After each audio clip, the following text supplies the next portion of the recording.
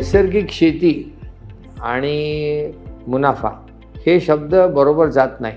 कारण काय आहे की आपण जे मागच्या 50 वर्षापासून ट्रॅक्टर वापरले, मोठे मोठे यंत्र वापरले, त्याच्यानंतर आपण सगळे रासायनिक खते टाकली, युरिया आहे, DAP आहे, पोटॅश आहे, आपण सगळ्या कीटनाशक औषधं टाकल्या, म्हणजे इन्सेक्टिसाईड टाकल्या, फंगीसाईड टाकल्या, आपण तंतमूळ मारण्याकरता हर्बिसाईड वापरले.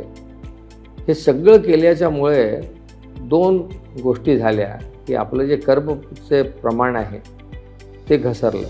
आता 0.3-0.4% पर्यंत आलं. आपल्या जमिनी खाली झाल्या. आपली जी जैविक शक्ती आहे ती एकदम कमी झाली.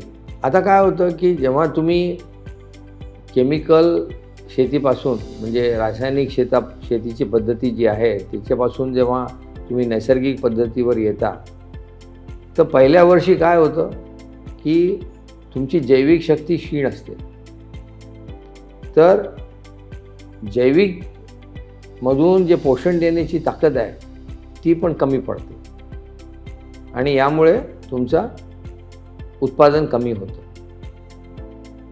जेव्हा आपण पशु, त्याचं शेणखत आणि नैसर्गिक पद्धती, हिरवा चारा याचं आपण खत वगैरे करून टाकतो, तर याला पण 4 ते 5 वर्ष लागतात शेतीची एक, ज्याला आपण उर्वरा शक्ती म्हणतो, उत्पादकता म्हणतो, ती ठीक करायला.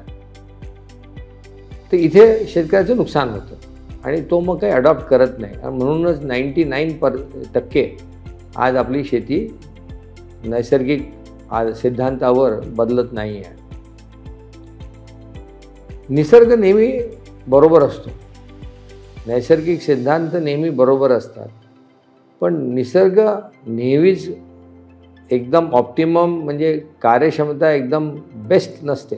आपला प्रयत्न असा आला पाहिजे की नैसर्गिक सिद्धांताला आपल्याला एकदम टॉप एफिशियन्सीमध्ये कार्यक्षमता त्याची वाढवायची आहे.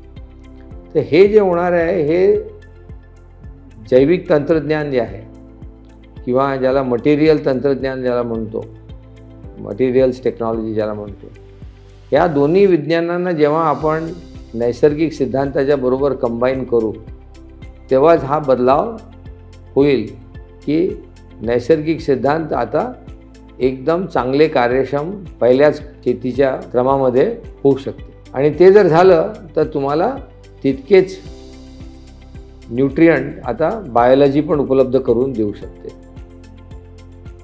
हा बदलाव आपल्याला करावाच लागेल आणि याच्याकरता नवीन नैसर्गिक शेतीची पद्धती जी जैविक आणि मटेरियल्स टेक्नॉलॉजीवर आधारित आहे ही आपल्याला निर्माण करावी लागेल. आणि या केल्याशिवाय आपल्याला काही पर्याय नाही, असं माझं मत आहे. धन्यवाद.